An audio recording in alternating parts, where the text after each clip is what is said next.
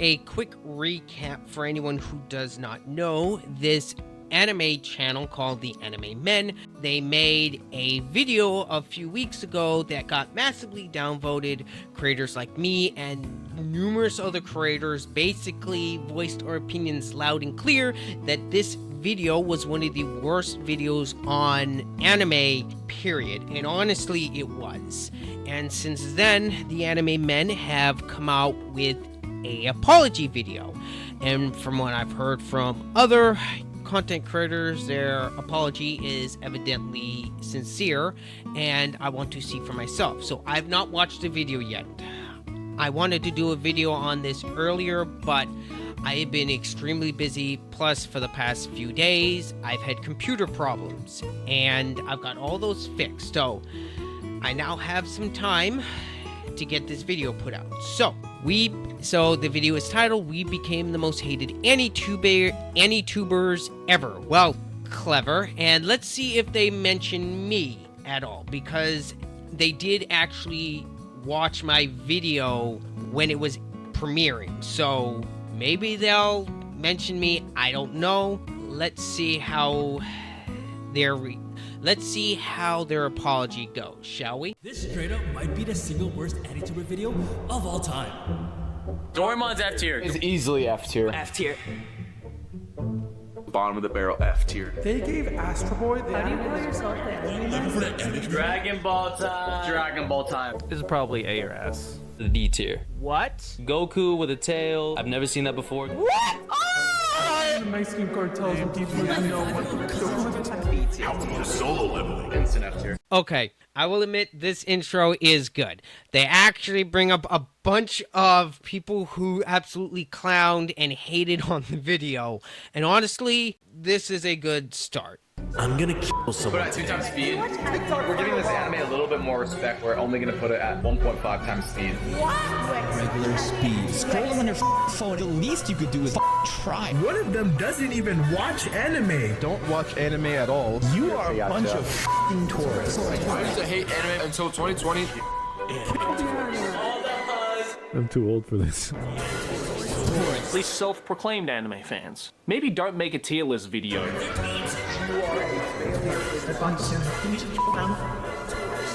If I ever catch one of you in public, you might get. Alright, I'm surprised they didn't actually mention me, but whatever, that's not what's important. That was a solid intro, I will say. So, let's see what they have to say, shall we? This is going to be a long video, but here we are. So we really are tourists, huh? Yeah, that's right. Yep. So, do you guys want to watch some solo leveling? Yeah! Okay, in all seriousness, we aren't here to defend ourselves. The video we made was just outright garbage, and every person critiquing us is 1000% valid, and honestly, we deserve all the backlash that's coming to us. Let's just be honest. And they acknowledge that video was outright garbage. I'm going to be, like I said in my previous video, that I could not even get through that video. So, yeah, good on these guys. They acknowledged their mistakes. So, let's continue with the video, shall we? Everyone is calling us fake anime fans, clout chasers, and most importantly, the T word. And although we disagree with those labels, the video makes them out to be 100% true, and we have no one else to blame but ourselves for that. So not only was the entire concept of the video bad, but just the way we went about it was also terrible. We completely disrespected older anime by playing it in 2 times speed and just making really bad jokes. And we didn't actually give a proper insight and analysis to these older anime that actually deserved one. And not knowing that Goku had a tail. And on top of that, the way we framed the video, especially the thumbnail, made it seem like we're doing an analysis when in reality, all we do is bash these shows for no reason. The reason why the video turned out the way it did is because we were just downright lazy. And in all honesty, we just wanted to upload the video and meet a deadline. We wanted to get the video over with, and instead of actually putting in any effort whatsoever, we kind of just resorted to rage baiting and really bad jokes. And since we're being real, some of us did start watching anime during COVID, but at the same time, some of us didn't. Like Gianni and Jeremy started watching anime in 2014, and I started watching anime in 2017. But in my opinion, it doesn't really matter when someone starts watching anime. What matters is we are a group of people called the Anime Men, who are supposed to represent and normalize anime, but all we did in that video was disrespect the most influential anime of all time, which literally contradicts our very name. And at the end of the day, the video sucked. And instead of playing a ukulele and apologizing and moving on, we want to make things right. So we decided to watch some of the most historical anime dating from before we were born, and give them the time and respect they deserve. This is where everything began. I think we talked about Astro Boy a little bit in our old videos, so let's just check that real quick. Absolute bottom of the barrel F tier. F tier, bottom of F tier. I looked at Astro Boy the way I would look at an anime nowadays, you know, as a shonen slop-loving goober. I was looking at Astro Boy how I would view something coming out like right now, which is honestly unfair because Astro Boy, it's anime history, and I disrespected it badly. So, hopefully I can right some wrongs here. Astro Boy, otherwise... Alright, good. Thank you. That is all we wanted, was respect for this stuff. And you know what? This is a great start, and so far, I will say, the editing is so much better.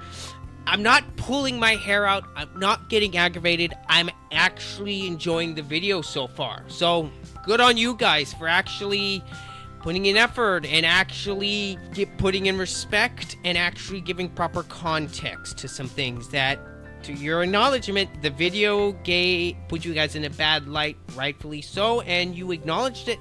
And honestly, kudos to you. You're not making excuses for yourselves, and I'm enjoying the video. Known as Tetsuo no Atom was released in 1963 and it was created by Osamu Tezuka, but it was originally a manga which was made in 1952 and it actually went on to have 112 chapters. Astro Boy was originally created as a way to inspire hope and kindness in a post-war Japan that was just absolutely devastated by the war. This guy was a symbol of hope, peace, prosperity, and what machines and man can do if they work together. I set myself a goal. I was gonna watch 10 of the highest rated episodes, which are right there. And out of all these episodes that I watched, my favorite was actually Zero the Invisible Robot. I thought it did ethical dilemmas really well. It starts out with this guy. He's so clearly guilty. Like, I know they say he's guilty, but just like, look at him. And it kind of shows the inefficiency and corruptness of the judicial system. Overall, I think Astro Boy is able to mix deep and profound and mature themes really well. But from an aesthetic perspective and like an art style perspective, Astro Boy is the most important anime ever. I mean, like, without Astro Boy, no anime would look how it does now. Like, the big eyes, you know the big eyes you see in anime? And, like, the big, crazy eyes that sometimes is like, wow, that's like half your face? That's Astro Boy. One thing I really love is how the author Osamu Tezuka actually kind of painted Astro Boy as a reverse Pinocchio type of character. So basically what this means is that Astro Boy is basically a perfect robot, but he wants to become more human, and the more human he becomes, the more imperfect he gets. Because innately, humans are not perfect, humans are obviously flawed. And I just thought it was like such a nice little way to see things. But as for the other characters in Astro Boy, I mean, like, I'm not the biggest fan of any of them. I kind of see Astro Boy like this, a typewriter. And then newer anime is kind of like a brand new computer. Without this typewriter, there wouldn't be this big old computer right here. But that doesn't necessarily mean that I want to type using a typewriter. But me not liking it also isn't really that big of a problem. Like, I know Astro Boy isn't made for me. I am not the target audience. I still definitely recommend checking out Astro Boy, especially the 1963 version, just because it's so cool to see how anime kind of started. Astro Boy isn't really my thing, but it could be yours, and I definitely recommend checking it out just because it's like cool to see. None of my favorite animes would ever exist without Astro Boy. Look at this Astro Boy popcorn bucket.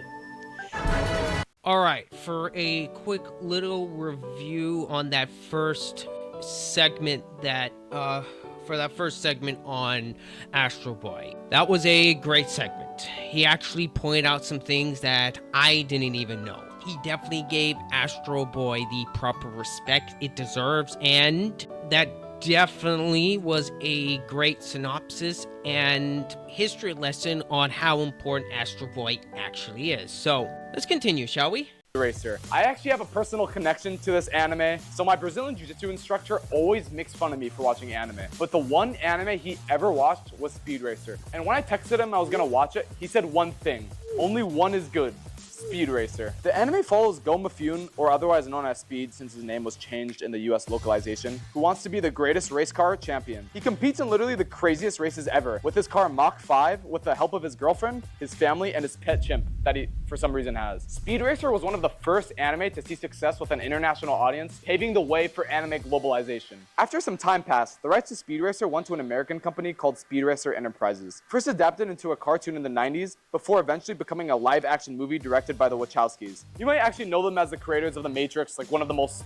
popular movies of all time. Yes, it might sound crazy, but the creators of The Matrix love Speed Racer that much that they were instrumental in getting the live-action adaptation off the ground. Okay, Speed Racer was actually so famous back in the day, like literally pause this video and call your parents right now and ask if they watched it. Actually, wait, I'm gonna do it right now. Give me a second. Dad. Somebody. Hey, do you know Speed Racer? Yeah, what about it? Oh, did you used to watch it? It's good. Alright, okay, bye. Yeah, see, Speed Racer, I promise you, it was a banger. While the series does follow a storyline based on 2 to 3 episode arcs, so much random stuff happens in each episode. It can literally go from him racing a huge car and it running into an oil tank, to Speed throwing hands. The level of violence is also kind of crazy to see though. Like I swear they fire a gun in every single episode. Overall, I enjoyed Speed Racer and completely understand why my jiu-jitsu coach gave it its praise. I think the main issue I have overall with it is that although it's incredibly fun and random at times, most episodes follow the same formula where Speed races, villain tries to stop him or sabotage him, and he always wins. But at the same time, a ton of shows did that back then and still do it now. I'm looking at you, JoJo's. I could see Speed Racer being a super fun show that you could watch with your parents or something and kind of understand the type of nostalgia they feel. Ashito no Joe. Joe is an arrogant, cocky teen who was failed by society, and the only way he can really show his emotions is through his fists. Meets his coach. The coach is like, I see something in him. He has hunger in his eyes. And Joe slacks off on his training, continues to scam the Yakuza, and eventually scams Yoko. He fights everyone in jail, but then he meets his main rival, Rikishi. Joe gets one punch into the face. He comes back up, and I think that's supposed to be like the message, like no matter how much society puts you down, you always gotta get back up, but it also can be self-destructing. Joe leaves the jail, and now his entire purpose is becoming a professional boxer. Ashito no Joe shows off grief, PTSD, and it actually shows death. In the manga, he ends up fighting this guy called Jose. We're seeing Joe sacrifice his literal years of his life. His entire purpose, it's a 15-round fight, a slaughter fest of Joe saying, no matter what you do not throw the towel. It was so goddamn peak that I instantly put it in my top 15, top 20 all time. Ashito no Joe became a cultural phenomenon, and I'm telling a mega cultural phenomenon. It ended up selling over 20 million copies. If you've watched anime, you have seen an Ashito no Joe reference whether you like it or not. In an interview with New Type Shonen, I grew up on 70s shonen manga like Ashito no Joe, you see. I think I have a thing for the straightforward, honest, and hot-blooded passion in shonen stories. Please, I beg everyone watch this. And please DM me and we can talk about how much we love Ashito no Joe. Because I love this man. I f***ing love it. All the other anime, man. And watch Ashito no Joe. Mazinger Z, considered to be one of the most important and influential mecha anime ever created. Many popular anime actually credit Mazinger Z as inspiration for their series. One of the most notable of these is Neon Genesis Evangelion. The creator of Evangelion, Hideaki Anno, states in an interview, "Actually, I only thought of renewing the genre. At its core, it's still Mazinger Z.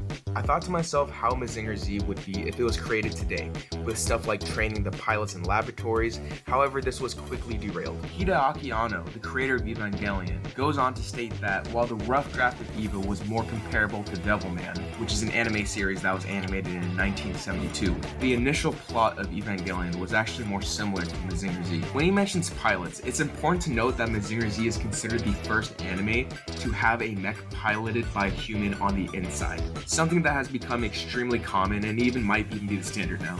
As for the actual anime, it's all around good. I think the first couple episodes do a great job at establishing the base stories along with its villains and characters and all their causes. My favorite anime of all time is Gurren Lagann, and watching Mazinger Z has made me realize how far mech animation has come. Mazinger Z is primarily an episodic series, so compared to a full-base story anime, you don't get to see as much development. So while watching, I had the mindset of enjoying it as if I was watching a morning cartoon.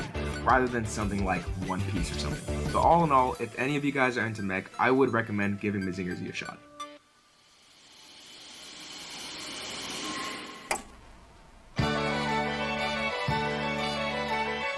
Doraemon, a hood classic, a childhood favorite. I've met many people in my life who grew up watching this, glazing it over and over again. They all told me, you should have been there. You should have watched it as a grown up. Everyone watched it growing up. And I never heard of it when I was a kid, sadly. I mean, I was watching like SpongeBob and stuff. But now it is my time to right those wrongs and finally see what the hype was about. See what Doraemon was about. I've seen it. It's a national treasure. But to start off, I'm going to be honest with you guys. I did not finish Doraemon. I mean, it's going to take me forever to finish that show. It has like over 500 episodes. It's been going on since the 60s. It is an OG show. It's also an episodic show, so the storyline it's not very linear. It's set in the 22nd century, and Doraemon is actually sent from the future from his great-grandson. His great-grandson's name is Suishi, and he comes back from the future to give Doraemon back to our main character, Nobita. And essentially, Doraemon's whole goal is that apparently in the future, like his lineage is absolutely cooked. So Doraemon is there to make sure that his lineage isn't cooked, to help Nobita throughout his life so that his family can eat good and make sure they're set up for life. And the way that he helps Nobita out is gadgets. This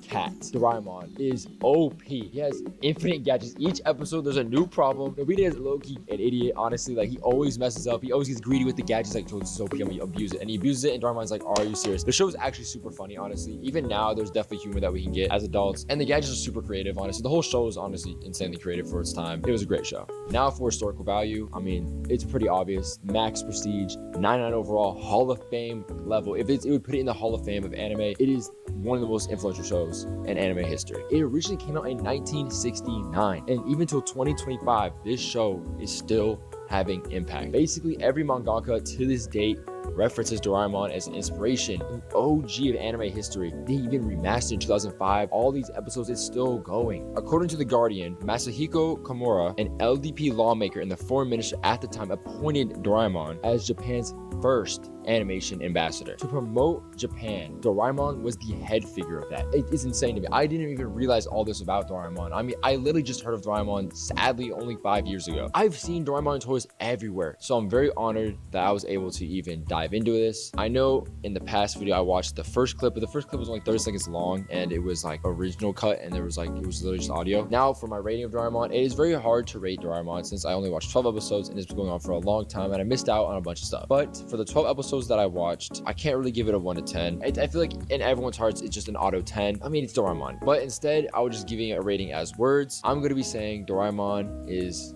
peak. It is a must-watch. I think that everyone should go back and just at least watch 10 episodes. You know, just get a little taste of it, see what Doraemon's about. I just wish I watched it as a kid. I'm very jealous. For anyone watching this video, anyone watching this part, influence rating, do I really have to say it's a 10 out of 10? Are you serious? This has insane impact, insane levels. One of the most influential animes of all time. This is Mecha Anime. All right, a little bit more commentary before I continue. That last part, that whole part where that they were just going on with Doraemon, that was definitely a lot more respect this time around, and I'm very happy that he actually goes into some proper depth and some proper analysis on to how important Doraemon actually is. I personally have not seen Doraemon as of yet. I might check it out sometime in the future, but it is, like you said, a very important anime and a childhood favorite of a lot of people. So far, these guys are showing these shows proper respect, and I'll give them props. Now we're on to Mobile Suit Gundam. Let's see how this goes. In 2018. Oh no, we gotta pilot the mech! And this is Mecha in 1973. Cue the music. I thought Gundam was gonna be some straight Buki, I'm gonna be honest, okay? Last time I watched Mobile Suit Gundam, I actually gave it a C tier. I am so stupid for ever even thinking that. When I sat down and really just watched the anime, I could see things that I didn't see before when I only watched the first episode. 1, it's dark. Gundam, I did not expect to be surprisingly dark and also the most plot-focused story. There's literally an episode where his mom realizes he's prone to like killing because he became so forced to killing. There's a lot of good and deep stuff in this story, and it's because It's the blueprint, man. You gotta watch it. This anime actually isn't episodic, but it feels like it is, and we get to see some parts of the story develop as it goes on. But what I think is even cooler is the art style, bro. How did they cook this hard in 1973? My goodness. Mobile Suit Gundam designs in itself could literally be in like the top 5 character designs I've ever like seen in my life. The director of the anime, Yoshiyuki Tomino, was part of the World War II generation, so he used Gundam and the time he was born to create a realistic war scenario. You can so easily see this with Zeon. Do you guys not see the resemblance right here? Look at Zeon. Before Gundam, we had shows like Mazinger Z, which was literally cool robots with cool powers defeating monsters in an episodic anime of the week style, you know. Well, guess what?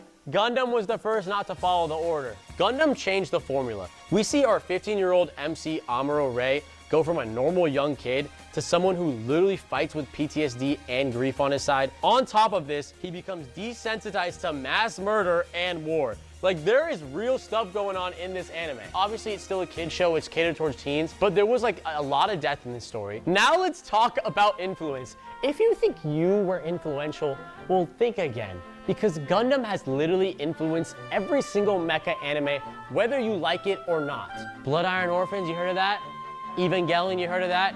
Gurren Lagann, you heard of that? 86, you heard of that? You know what's crazy too? You would think this anime is probably one of the most popular anime of all time. Well, you're wrong. Actually, the only reason you like Gundam right now is because of Bandai Namco and the amount of Gunplas that were sold. They cultivated an entire audience who loved the model kits, which helped keep the franchise alive. The merchandise aspect of Gundam is the reason the fandom has lasted for 40 years and become one of the most successful franchises of all time. Without merchandise sales as the backbone of the series, we may never have gotten the multi-billion-dollar enterprise we have today, and we need to thank Gundam 0079 or the original Mobile Suit Gundam for that. So if there's anyone who says you should not watch Gundam or that Gundam was not important, just literally for 1 second, just talk to them and slap them in the face because they have no idea how popular the series is, how influential the series is, and how much money the Gunplas in the series has made.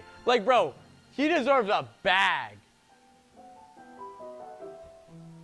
The second anime that I've been tasked with watching today is Lady Oscar the Rose of Versailles. It was a story written by Ryoko Ikeda, and she was known for combining her political narratives with romantic themes in her shoujo work. It's essentially about a woman named Oscar Francois de Jargeas. I hope I said that right. Please tell me if I didn't. But it's essentially about a woman who grew up as a man. And this all happened because her father, who happened to be the general of the Royal Guard, decided he wanted his son to follow in his footsteps. But unfortunately for him, he already had 4 daughters, and when he had his 5th, turned out to be another girl, so he decided to raise her as a man. It's also important to know that because she grew up as a man, she was constantly ignoring her feminine qualities. She then went on to serve Marie Antoinette before her eventual ruling as queen. Besides Marie Antoinette, historical figures such as King Louis XVI, Maximilien Robespierre, and General Zarzay are woven into the story alongside original characters. Now this anime is intriguing because it painted an ugly picture showcasing how the poor people lived compared to the people within Versailles, who lived a fat life filled with luxury and had such trivial issues. I can easily see how influential this story is, not because it's gripping, but because of how it shaped shoujo itself. And I'll read a quote. If the emphasis on familial love and parental attachment seems unusual, it is important to remember that the imbrication of familial love and romantic love is a common trope in shoujo manga, especially in the 1970s as the genre is transitioning away from narratives aimed at younger readers. Ikeda paved the way for the medium, including serious historical and political themes, including class conflict, ethics of revolution, and court issues. Because of how personal these relationships feel, it gives the story the freedom it needs in order for you to care about politics. And when it comes to gender, the story will 100% push the boundaries of what's defined normal when it comes to the role of a woman.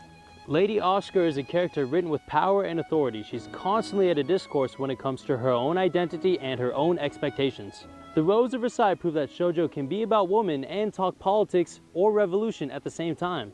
Now, as you guys can see, that this anime or story is probably one of the most influential shoujo works of all time, and in general, one of the most influential anime of all time. Now, personally, I really enjoyed this anime, and I would recommend it to anyone wanting to give it a watch. Urusei Yatsura. Where do I begin? Basically, the show starts off with an alien invasion on Earth, which can only be stopped if the main character, Ataru, wins a game of tag against Lum, an alien, which she does, but I don't think I can show that scene on YouTube. The thing is, his girlfriend promises to marry him if he ends up winning, which is misunderstood by Lum, who is actually the one who ends up marrying Ataru. But from that point on, it feels kind of episodic. I say this because a lot of the episodes revolve around Ataru messing things up, and Lum comes in and eventually fixes it, which causes some divide between the two, which is ultimately fixed by the end of the episode. 1 minute things are totally fine, and then the next Ataru is getting chased by Lum's ex-husband who turns into like a big gorilla thing. It's actual chaos most of the time, and it's completely unpredictable what happens next. But that also makes it really interesting and fun to watch. I see a lot of similarities with this anime and more recent animes, mostly when it comes to character writing. The main character Ataru closely resembles those characters that are lazy, low life, and even slightly perverted. Those characters that you see in a lot of recent animes. Maybe even early parts of Naruto, some characters from One Piece, ReZero, Rent-a-Girlfriend, those types of animes. But it is a big reason why we see a lot of anime mirror this type of style nowadays. I think arguably the biggest contribution that Urusei Yatsura has made to anime overall is creating the waifu concept. Everyone knows what that is, and it has become a huge cornerstone to anime in general. Lum, one of the main characters in this anime, is considered the first waifu of all time. Pioneering this concept that has become so common that virtually every anime uses it is actually crazy. And not only that, she is considered the first tsundere, something that's become a very common personality type across pretty much every anime. Urusei Yatsura was actually the author's first commercially successful story, which made it a stepping stone for her other works. And not only that, a lot of people attribute anime work straight to Urusei Yatsura. Notably, the creator of Evangelion, as well as Studio Gainax, who contribute some of the studio's creation to Urusei Yatsura. I mean, just based on the waifu fact alone, Urusei Yatsura is one of the most influential anime of all time, and I would highly recommend watching it. The year is 1982. Michael Jackson just dropped Thriller. The Epcot ball was finished, but most importantly, Macross came out. And no, it's not this Macross or that one. How many Macrosses are there? Okay, it's the Super Dimension Fortress Macross. But first, maybe a little context on how Macross came to be. Studio Nue was a design group that consisted of these guys, who worked along Artland to make Macross. And Shoji Kawamori is basically the godfather of Macross because his involvement in the series has literally spanned decades. If you want to find out more in depth about how Macross was actually made, I definitely suggest checking out this video. It's like super informative and it's really good. Now I know what you guys might be wondering. Oh, Sam, what happens in Macross?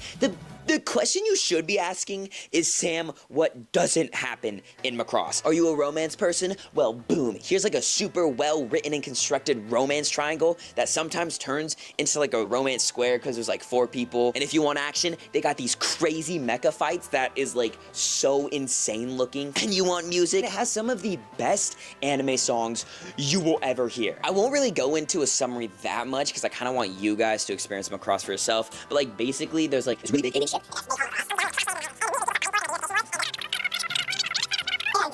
Like for 1982, they were pretty optimistic on how futuristic like society would be in 2008. Like let's actually see what happened in 2008. Soaring gas prices, falling home prices, and rising unemployment.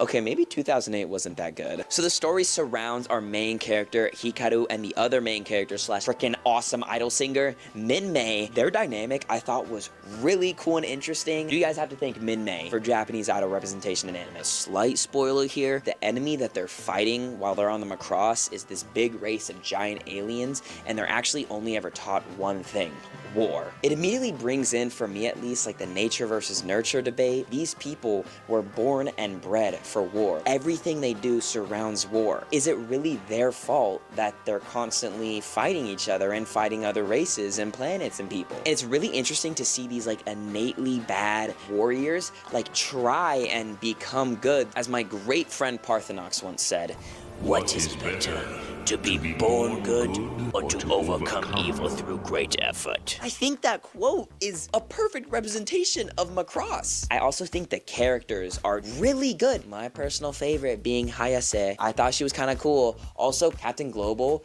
I swear, bro, his hat gets bigger in every episode. I thought I was tripping. The influence of Macross can literally be seen everywhere. The Japanese idol representation, these great musical themes, and I think the way it presents its like really rich and complex storyline along with its like really good characters can be seen throughout all other anime ever. I loved it. Macross showed that in a time of anime that a lot of times was kind of meant for kids, there could be this beautiful work of art that has such good storytelling and music. I implore you to check out Macross. Alright guys, I'm riding in my spaceship because my boyfriend is a pilot. Anyway, check out Macross. It's dope. Alright, some quick commentary that I found quite humorous is the microphone on the utensil. I did find that quite humorous. But so far, still, the commentary has been great. They've shown proper respect still. And yeah, this video is so much better. This is what that previous video should have been. A string of review of older anime, paying respect and teaching you the history on how influential these older anime are. Okay, in the last video, we gave Captain Tsubasa's first episode a C tier, and I have no clue why. We should have at least given it a minimum B. And after the first episode, it falls off. An upward hill and goes to the moon because it gets so good. You're automatically thrown into the story without any fluff. And the rivalry versus the unstoppable force Tsubasa and the immovable object Wakabayashi. Then you're introduced to my personal favorite character who my BJJ coach would have loved. Professional Brazilian soccer player Roberto, who has literally the craziest backstory for a kid's show. Like, I was watching this and tearing up, bro. This anime is not only pure entertainment, but also has a ton of comedic moments. And it'll make you want to just pick up soccer and start playing. Like, I'm not gonna lie, I've been missing jiu-jitsu recently, and it literally made me want to just get back and start going while watching all these players be like so wholesome and like uplift each other. It was beautiful. The most obvious connection to Captain Tsubasa is Bullock, and this might be a hot take, don't grill me, but I actually enjoyed Captain Tsubasa more than Bullock. I love Bullock, but Captain Tsubasa just made me feel something else. There's just something about watching someone extremely talented also wanting to create a great team environment not fueled by ego. It's just wholesome. Captain Tsubasa is genuinely one of the most feel-good anime I've ever watched. The relationship with Tsubasa and his teammates, and especially his coach Roberto, is just... Okay, something that I'm quickly noticing with this portion of the video on Tsubasa especially is, I don't know what happened, but the audio mixing is a bit off in this one. It sounds like the music is much louder than it should be. Other than that, his criticism is good and he's giving this series proper respect, so kudos to him. I'm still not a fan of his energetic nature, but that's probably just him. But yeah, that's one of my main criticisms, is the audio mixing is a bit off. Awesome to see. The only criticism I would give this show is that the pacing's a bit slow, but luckily there's also a 2018 version, so if you want something a little faster paced, I would recommend watching that. If you like Bullock or any sports anime for this matter, I would 100,000% recommend watching Captain Tsubasa. So I'm here to talk about the burning statement that has quite literally pissed off the entire anime community. Goku with a tail. I've never seen that before. I've never really watched Dragon Ball. I don't know, it just wasn't something I picked up. I knew about it. In modern iterations, I didn't really see Goku with one, so I never really did a double take. And then when we watched the first episode, I was like, oh, you know, maybe it's funny if I poke fun at the fact that he has a tail. I'm like, what? No way he has one. So what's even worse, I'm Hispanic, so that's half my family that has banished me from ever setting foot in Mexico ever again. And I know how prevalent Dragon Ball Z is to like the Hispanic community, and I have basically disappointed every single one of them. And I am here to say I have failed as an anime fan, and I want to fix that. Essentially, Dragon Ball is about a kid named Son Goku who finds a girl named Bulma, then they go look for Dragon Balls, and they get stronger, then they get into tournaments, and then they fight, and then they look for the Dragon Balls again, because after summoning the dragon, you get one wish, and then they scatter all over the world, and that's all I'm gonna say. I'm gonna talk about why Dragon Ball is probably one of the most important fictional stories of all time. So Toriyama found inspiration from Disney and Osamu Tezuka, who was the creator of Astro Boy, but essentially he watched 101 Dalmatians and Astro Boy, and he got inspired from both those two and created his first story called Dr. Slump. And it won multiple awards after being on Shonen Jump for 4 or 5 years. So yeah, it's pretty successful. But shortly after he found this success, he decided to pivot and create another story called Dragon Boy, not Dragon Ball. Don't get that mixed up. And of course, after Dragon Boy, he started working on Dragon Ball, and you can see there's clear inspirations from Journey to the West. Dragon Ball was originally modeled after the ancient Chinese legend Saiyuki, Journey to the West, also known as the Monkey King or even Monkey. In Saiyuki, Son Goku is a powerful monkey born from a stone. Instead of being asked by Bulma to help find Dragon Balls, he is asked by Sanzo, a priest, to go from China to India in search of sacred sutras. So that's why there's a tail on Goku. Yeah, I get that now. I get it. But yeah, basically something that shows how important and significant Dragon Ball was to people who decided to pick up the stories from an article that I found. Basically, Eiichiro Oda, who used to be a manga assistant, he was assistants with other people as well, and they all shared the same shorthand. Make the surface and the background of this panel like the ground on planet Namek. This gets it across to everyone. This is our common ground, Dragon Ball. This kind of shows how important the story is because it echoed across a generation of manga artists, and if that isn't significant, then I don't know what is. Seriously, Oda talking about Dragon Ball like this? Come on. Anyway, the reach of Dragon Ball was insane, especially when it hit the US in the 90s. Everyone was talking about it all over the globe. It was reaching people who worked in the industry, who were fans of anime, fans of manga, or just people who were new to it. Like, it was globally insane. So I'm not too far into this series where people's main assumption of it is just big guys yelling and non-stop fighting, but from what I've been reading, there's a lot of humility, heart, creativity, humor, comedy, and it's all etched into one beautiful series. Dragon Ball. Toriyama, you know, has had a massive impact on the world, to be honest. When he passed, I didn't feel it as heavy as I do now, and at the time, you know, the whole world was stunned. Everyone was saying things about Mexico. I'm not sure how accurate it is, but they said like the cartel had a ceasefire because of his passing. But anyways, guys, it is clear to me that the reach of Toriyama is global, and I'm never gonna mistake Goku not having a tail ever again. Alright, right there is how you show proper respect. Kudos to this guy for actually fixing his mistake. And I like the little honoring to the passing of Akira Toriyama. So yeah, this was a great section, and kudos to these guys to actually continue fixing their mistakes, which is good. You don't see this a lot nowadays when people will actually go back and actually genuinely fix their mistakes. I think I've seen enough. If you guys do watch this, kudos to you, and I do think you genuinely meant the apology. And I do want to go ahead and, before I leave it off, let's go back here and watch their whole ending to this video, because this video was actually really good. I will give it to them. This video was much better than their last one. There it is. We reviewed anime like we should have in the first place. But before we wrap things up, there's one more thing we wanted to touch on. There's this comment from the last video that actually hit really hard, and it not only perfectly deconstructed what we did wrong in that video, but it also just... Here, let me just read it out. Have you even encountered an anime that changed your worldview? A new series that speaks to you? A character you resonate with? A scene you cried about?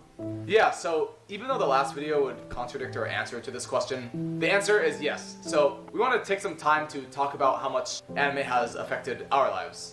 The Anime Men didn't start because we wanted clout, or the fame, or even the money. We started it because we were a group of friends who loved watching anime and making videos together. As cringy as it sounds, anime quite literally brought us all together. And this whole situation really made us realize how we've taken anime for granted. Anime allowed us to travel the world, meet lifelong friends, and make stuff that we were truly proud of. But anime has also been there for us at our lowest points, through loneliness, through breakups, and through failure. But if there's one thing that's never changed, it's that anime has always been a love letter to the world. From the old to the new, anime has always been an art form for these creators to express themselves, whether it's about love, grief, pain, strength, forgiveness, motivation, self-acceptance, and most importantly for us, friendship.